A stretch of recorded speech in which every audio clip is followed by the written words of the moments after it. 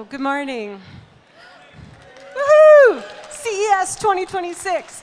My name is Katherine Hutchison, and I am the Vice President and General Manager of the Metallics business in EMD Electronics.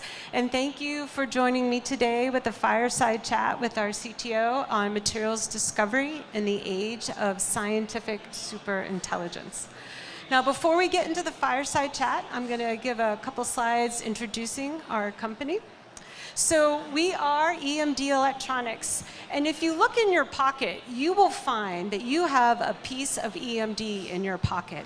Our materials are the foundation of nearly every chip that's manufactured worldwide. We offer products that are involved in nearly every process step. And not just semiconductor manufacturing, but also in liquid crystals and OLED displays. Hold on, I have to remember my clicker. But we are not just EMD Electronics. We are part of a much larger family. And as you can see, we have three main pillars in our business. We have healthcare in the US, known as EMD Serrano, life science business, Millipore Sigma, and EMD Electronics. Now, worldwide, we are known as Merck KGaA Darmstadt, but in the US, we have different corporations. But again, we are part of the same big family. And what's unique about us is we are over 350 years old. We are 358 years old to be exact. And yet we are still here. And that is because we continuously innovate through customer intimacy and strong chemistry. It's chemistry that is the consistent capability that binds all three business pillars together. And what we do is we are sparking discovery and elevating humanity. Across all three businesses, we touch nearly every human on the planet. We have 63,000 employees worldwide, over 21 billion in sales, and we spend over $2 billion in R&D every year. So that brings us to our fireside chat and why we're here this morning. So if you think about it, materials innovation, it can take a long time. In the semiconductor industry, it can take more than 10 years to go from problem statement to high volume manufacturing. And the challenges are only getting harder and harder. But we are at a really interesting time. We're really at an inflection point where AI is finally getting to a point where it can help us in the lab, and it can help us bring new material solutions faster for our customers.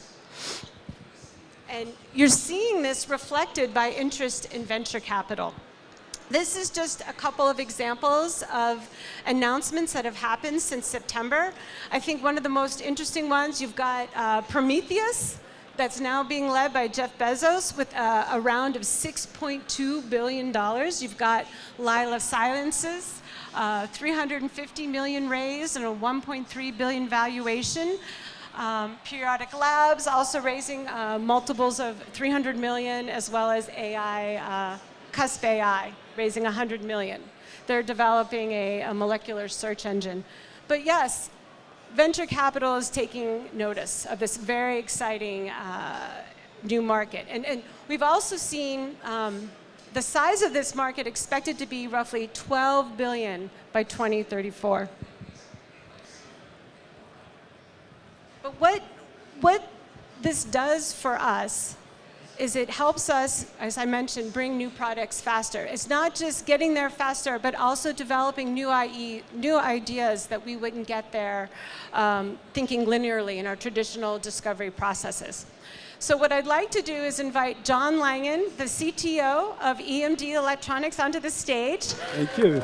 So John has been involved in many new materials development over the past several decades that have really driven the semiconductor industry, from novel ultra-low-K materials, double patterning materials, as well as novel chamber clean gases. Really, we wouldn't be here and be able to make a lot of these chips without a lot of the technologies you've worked on. So thank you, John, for joining us today. Thank you, Katherine.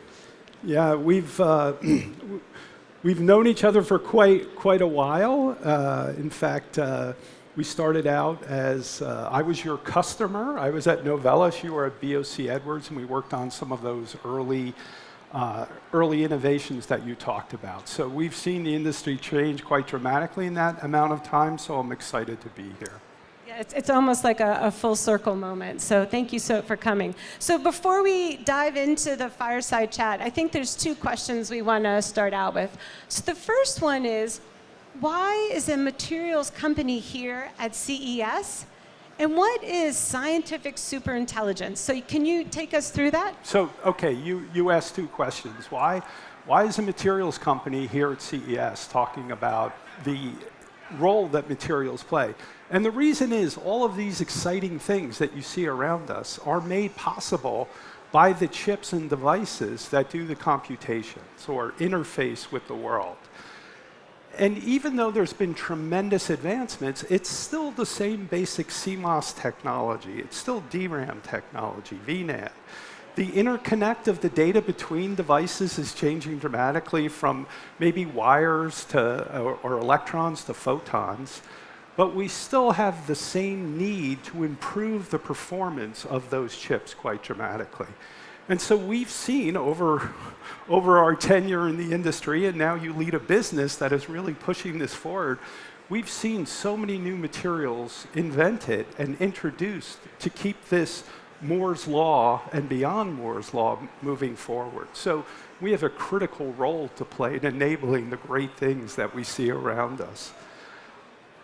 The opportunity for us, and also the challenge, is that the materials that we now use are basically coming from almost the entire periodic table.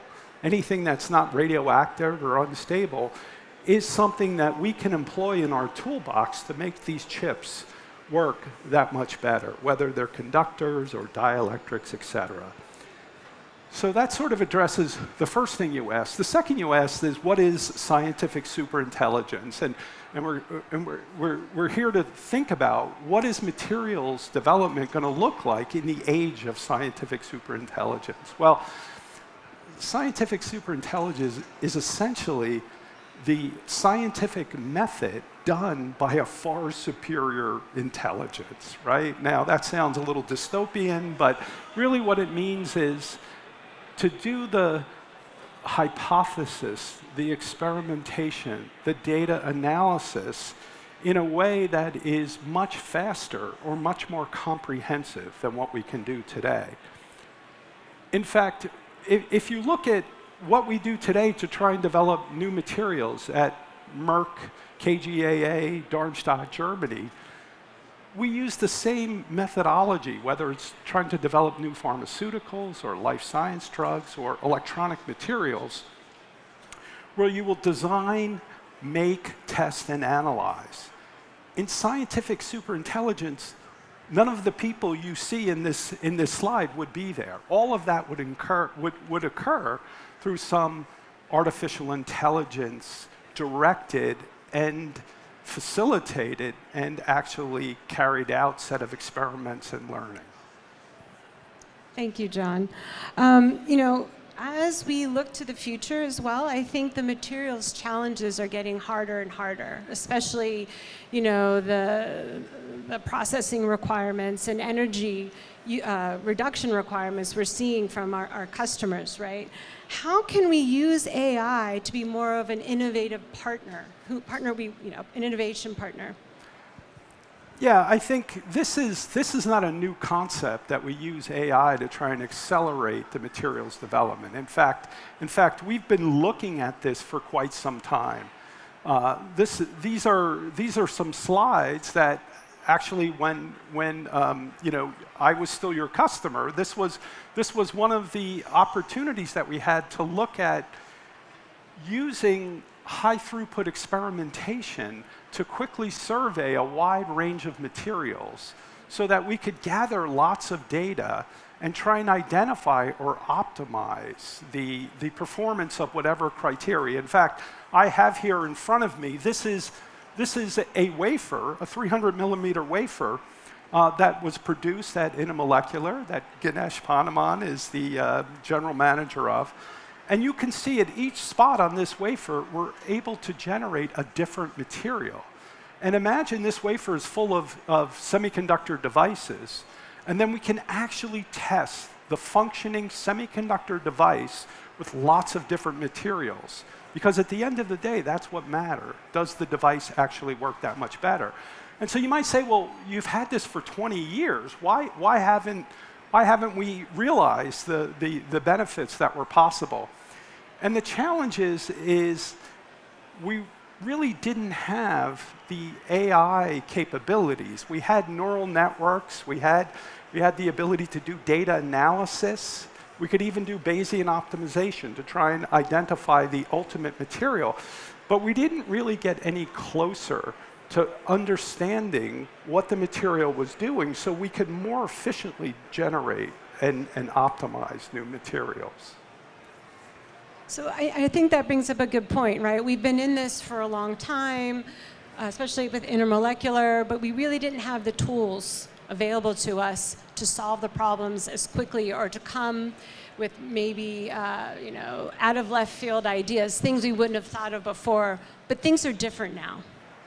Yeah, and that's I think what is so exciting and why I think we could talk about the potential emergence of scientific superintelligence or even scientific general intelligence.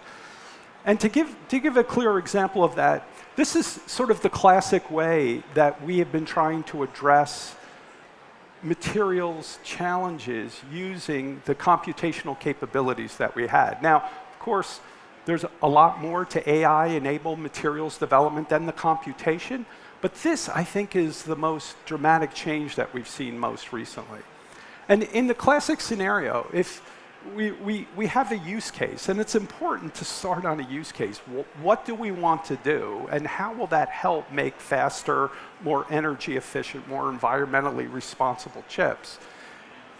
If in this case, for example, we wanted to put down a material selectively on one dielectric in the presence of another, then we can start to build chips from the bottom up, very self-aligned, very efficiently, as opposed to constantly asking lithography to shrink and do everything more important.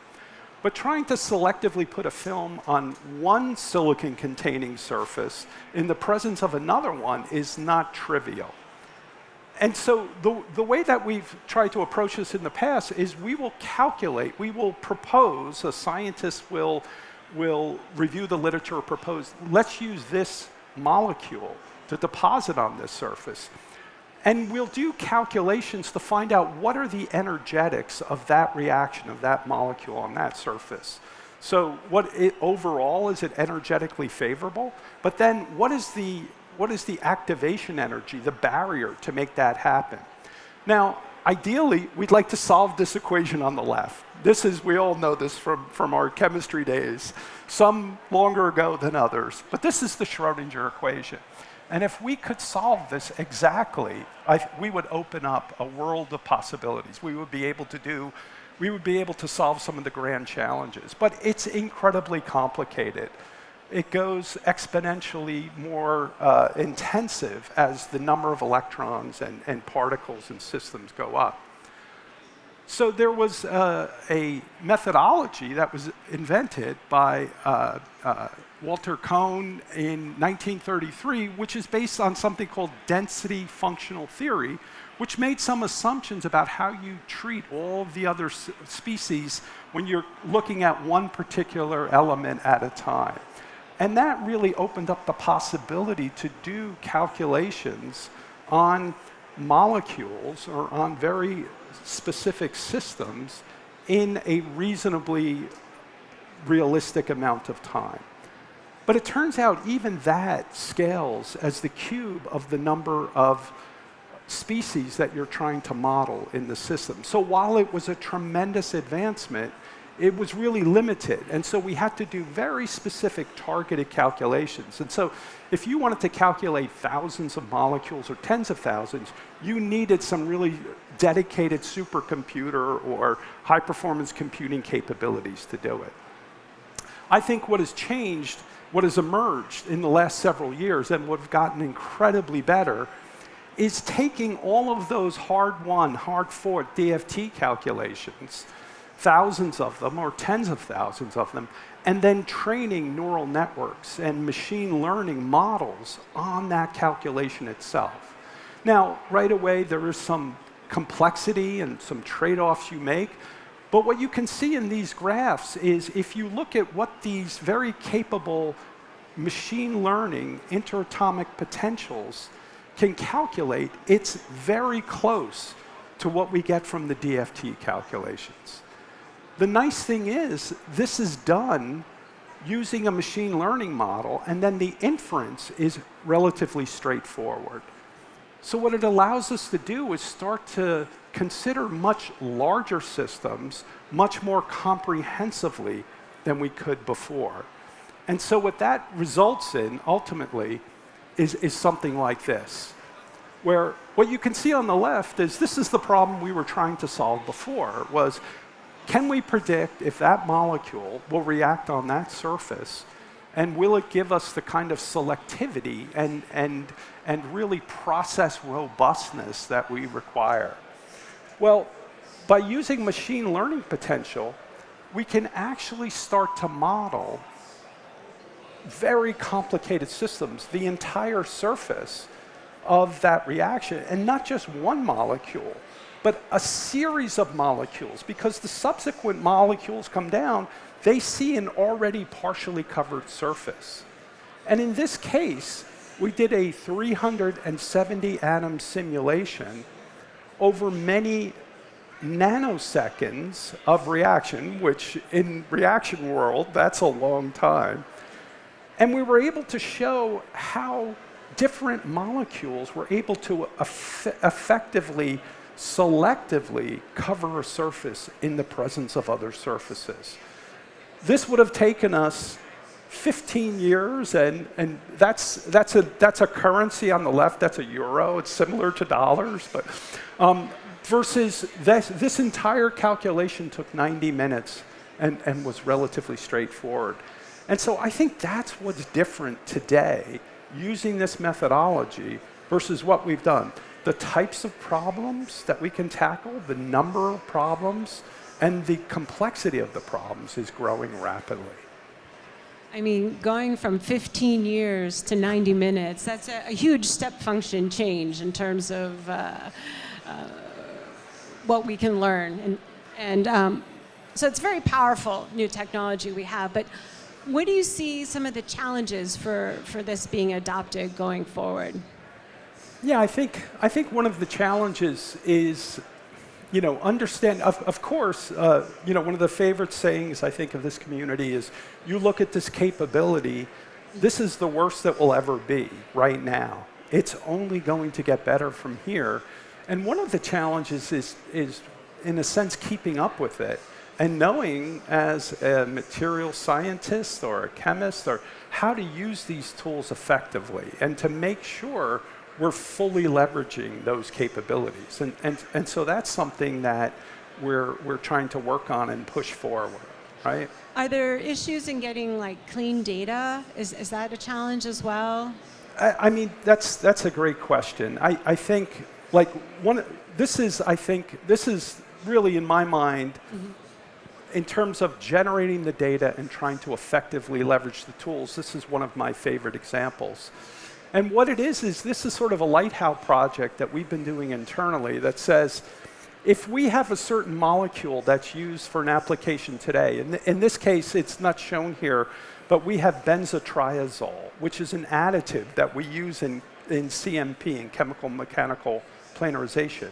If we want to replace that with another molecule that performs the same function in the process, but doesn't have some of the negative aspects of aquatoxicity, of adhesive removal and cleaning and subsequent steps, how can we generate new molecules? Now, for many years, we've been trying to tackle this problem using some of the smartest chemists and engineers that we have and access to all the literature. But today, we're doing it at a very different level. On the left, we still start with the chemists, the the chemist has ideas about what alternative materials that we should consider to replace benzotriazole based on your understanding of chemistry and theories about what the mechanism is. But we also use our internal AI agent that we've developed in electronics, in EMD electronics, that has access to all the experiments that we've done in the past, that has access to all of the scientific and patent literature, and it also has the opportunity, based on what challenges we give it, to come up with suggestions for what molecules that we want to do. And then we can use the experiments that we've done, the data that we've had, to do scoring and machine learning predictions of how we think those molecules will work in the application that we're asking it to do. And then using things like machine learning potentials, we can start to create models, if not digital twins, of that process so that we can quickly down select and then do the automated high throughput experimentation to look at some of the characteristics of the molecule that we think are important and then feed back that understanding back to the chemist. And what I've seen is it's not really a competition, and this is one of the key challenges, between the AI agent and the PhD chemist. I've really started to see it change to be a collaboration, where the chemist will say, that's an interesting suggestion, I hadn't thought about it. The AI agent by itself will not often come up with the answer, but it will come up with other suggestions. For example, the one that's shown here is a derivative of adenosine, one of the components of DNA that has many of the characteristics that are needed for the function of this BTA in the process. That's not something we would have thought of as an obvious avenue to pursue. And so it's suggested, and very quickly we down selected and actually did some realistic real-world testing on it. So in many ways, the AI is like an innovation buddy for the chemist and the scientist, helping them ideate along the way. I think so. And the advances that we're seeing in some of the machine learning capabilities, the advances that we're seeing in each aspect of ideating and gathering information from the literature, from then drawing correlations to certain characteristics, are really amazing. And the extremely capable large language models, the state-of-the-art models, things like Claude and Gemini 3, et cetera, are chemically savvy enough that if we put in some of these sort of distilled down learnings, right, they will very quickly understand the challenge and give some suggested mechanistic insights, and then actually create generative suggestions for how to go from here. So I think that's why we're really getting close. But one note of caution, at the end of the day, and in fact, some of the companies that you talked about are probably going to take this to the next level at generating new molecules, doing tests of material systems, et cetera. But for us, at the end of the day, we're a material supplier to the semiconductor industry. And we have to make things that we can sell and that we can produce day in and day out with high quality that meet all of the requirements of our customers so that we can continue to help make all the great things that we see today. And that's why I think it's important, and I'm still so excited that we have this capability at Intermolecular, where at the end of the day, it is the real-world testing, the actual creation of functioning devices and circuits that tells us that all the great efficient suggestions that were made in collaboration with the AI are really going to drive and deliver the benefits that we desperately need. Fully agree with you there, John. So just I know it's not maybe fully announced, but John, you will be retiring on Friday. And I was just wanted to give you the chance if there's any final words of advice or wisdom you'd like to share with us. Yeah, no, I really appreciate the opportunity to have come and talked about this, because I guess my final words are I really do see this as an inflection point in how materials are going to be developed and introduced for very specific applications. While someday we'll have scientific superintelligence that will solve the grand challenges of room temperature superconductors or incredibly efficient batteries, we have lots of problems today that need to be solved, that we can leverage these incredibly powerful and ever-increasing tools. And so please, try and drive it forward. I don't think we're in the age of scientific superintelligence.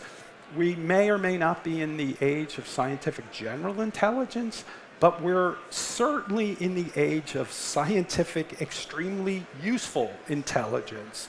And I think some of the things we're seeing and some of the things we're reading about, it is the worst you'll ever see today. It's only going to get better from here. So those are my final words. But thank you again for the opportunity. And Katherine, we've seen this industry, kind of move forward. I think you would agree with me. I don't think there's any doubt it's even more exciting today than 20 years ago when we were still talking about, the internet and cell phones and what's next. I mean, we are making chips atom by atom. There's never been more innovation going on in the front end of line. It's an incredibly exciting time to be a material scientist in the semiconductor industry. And John, I just want to thank you so much for your time. Thank you. Thank you. Thank you, everyone.